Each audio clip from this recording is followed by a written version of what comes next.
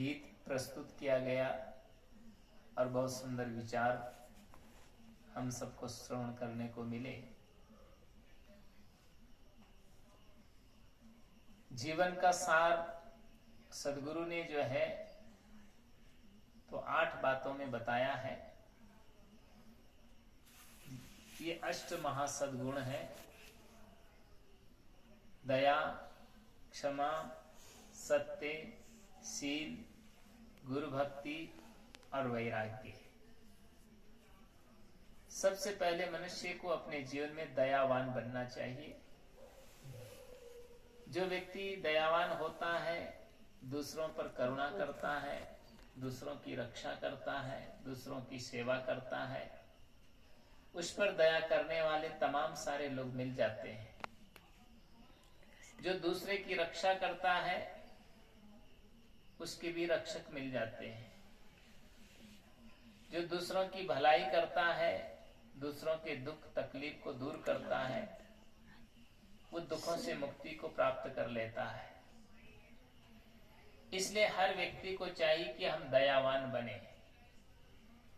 दूसरी बात है क्षमालु बने।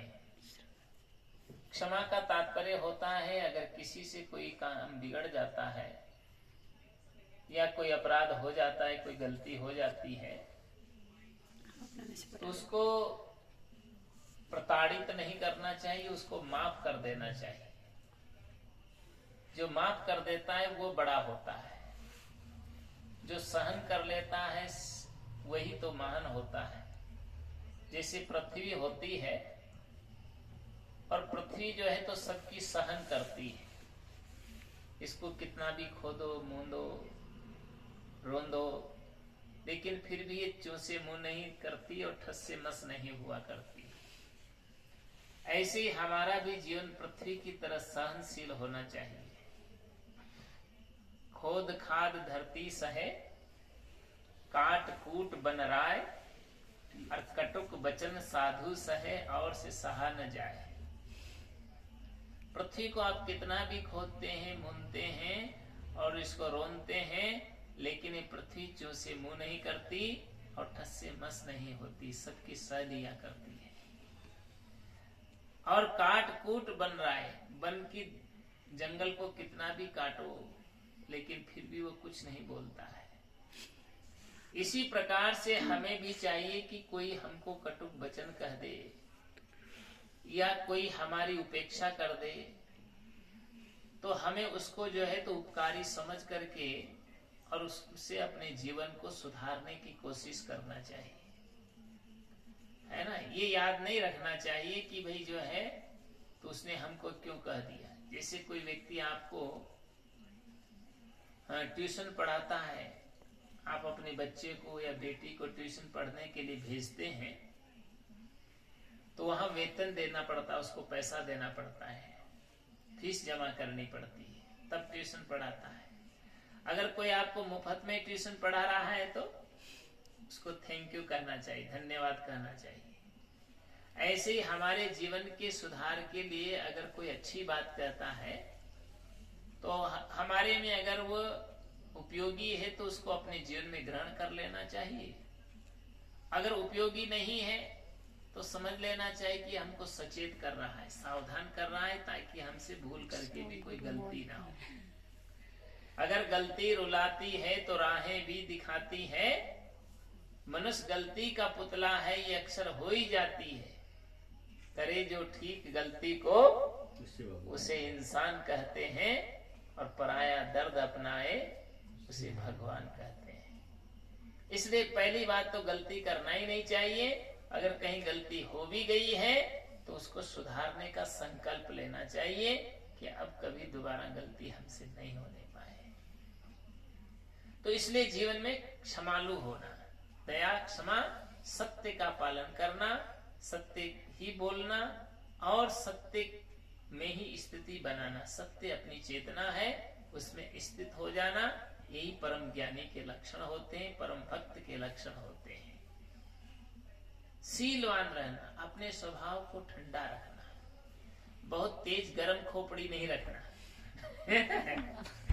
किसी किसी की खोपड़ी तुरंत गर्म हो जाती है है ना। तो इसलिए जो है तो गुस्सा नहीं करना, क्रोधी न होना, ये भी हमेशा याद रखना चाहिए। अपने स्वभाव को बिल्कुल शीतल बना लेना। कैसे बना लेना? जैसे चंद्रमा शीतल होता है, चंदन शीतल होता है, ऐसे ही अपने स्वभाव को भी शीतल बनाना। शीतल चंदन चंद्रमा तैसे शीतल संत, तैसे शीतल संत जगत की ताप बुझावे।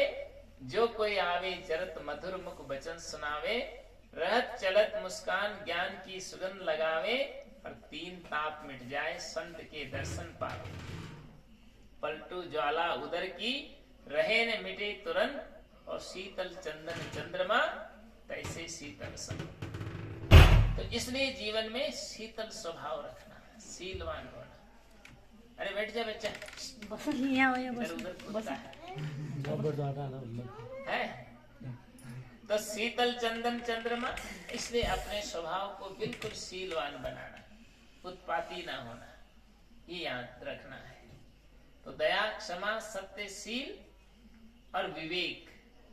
विवेक का मतलब होता है दो वस्तु का भिन्नीकरण करना, असत्य को छोड़ देना और सत्य को ग्रहण करना, ये विवेकी का लक्षण होता है। जैसे हंस होता है, दूध और पानी भी आप मिला करके रखते हैं तो दूध का सेवन करता है, पानी का जल का परित्याग कर देता है। ऐसे ही हमें असत्य है, झूठ है, प्रपंच है, उसका परित्याग करके और अपनी सत्य चेतना का ज्ञान प्राप्त करके उसमें अपनी स्थिति बना लेना, ये विवेकवान का लक्षण है। निर्णय सत्यासत्य को या को कहत विवेक। और गहे ताई कल्याण हो, छूटे सब विवेक। वही सच्चा विवेकवान होता है जो असत्य को छोड़ करके सत्य में अपनी स्थिति बनाता है। इसलिए विवेकवान बनना है। और गुरु की भक्ति करना है। जो गुरु की भक्ति करता है वो ज्ञानवान होता है, बुद्धिमान होता है और सर्व गुण संपन्न वो उसका जीवन हो जाता है। और उसको संपत्ति की भी कोई कमी नहीं आती, क्योंकि वहाँ कोई तनाव नहीं, कोई फजूल खर्चा नहीं, कोई झंझट नहीं, कोई उत्पात नहीं है। जहाँ समता और शांति है वहाँ जो है तो भक्ति में वही ताकत होती है। इसलिए जो है तो शांति पूर्वक जी लेना, ये भक्ति का लक्षण होता है ना। इसीलिए कहा है सदा शांति आती है समता के पीछे, समता न आती विषमता के पीछे, समता रहा करती ममता के पीछे, ममता बढ़ाना महामूढ़ता है। तो सदा शांति, अगर हम शांति चाहते हैं तो हमारे सुमति का व्यवहार करना पड़ेगा, समता का व्यवहार रखना पड़ेगा, शांति से अपना जीवन जी लेना। यही तो मनुष्य का मुख्य लक्ष्य होना चाहिए, मुख्य कर्तव्य भी यही है। इसलिए गुरु की भक्ति करें और उस भक्ति के साथ साथ उसके जीवन में ज्ञान भी आएगा और वैराग्य भी होगा। भक्तिवान कभी जो है तो ज्ञान से वंचित नहीं रहता है। जहाँ भक्ति है, विश्वास है, गुरु के प्रति उपासना है, सच्ची आराधना करता है और पूर्णता समर्पित जो व्यक्ति रहता है उसके जीवन में तो ज्ञान अपने आप आता है। कितने लोगों ने देखा कोई स्कूल नहीं गए, कॉलेज नहीं गए, फिर भी वो बड़े ज्ञानी हुए, दूसरों को ज्ञान दे करके और अपना जीवन पूरा कर गए। आज उन पर लोग पीएचडियां कर रहे हैं। क्यों कर रहे हैं? क्योंकि उनके पास में ज्ञान से ओतप्रोत उनका जीवन भर बन गया। तो भक्ति इसमें तटस्थ रहे वो लोग। तो इसलिए हमें भक्ति के साथ साथ में ज्ञान भी आएगा और वैराग्य। वैराग्य का मतलब होता है बुराइयों का परित्याग कर देना। संसार में जो कचरा है उसका परित्याग करना है और जो सार है, सत्य है, उसका अन्वेषण करके उसी में जीना, उसी में रहना और उसी को दूसरों को भी सिखाना, चलाना, वही जीवन की सार्थकता है। इसलिए दया, क्षमा, सत्य, शील, गुरु भक्ति और वैराग्य, इन शुभ गुणों को अपने जीवन में धारण करें, तभी जीवन सफल और सार्थक होगा। तो आज आप लोगों के यहाँ पर संतों का पदार्पण हुआ, भंडारा आप लोगों लोगों ने खिला दिया। और जो है अब कार्यक्रम का अंतिम है। अब मैं अपनी बात को यहीं विराम देता हूँ। आप सबको पुनः ढेर सारी शुभकामनाएं। आप सबका मंगल हो, प्रगति हो और सब सुख और शांति से जिए। इन्हीं भावनाओं के साथ मैं अपनी बात को पूरी करता हूँ। बोलो सद्गुरुदेव की जय।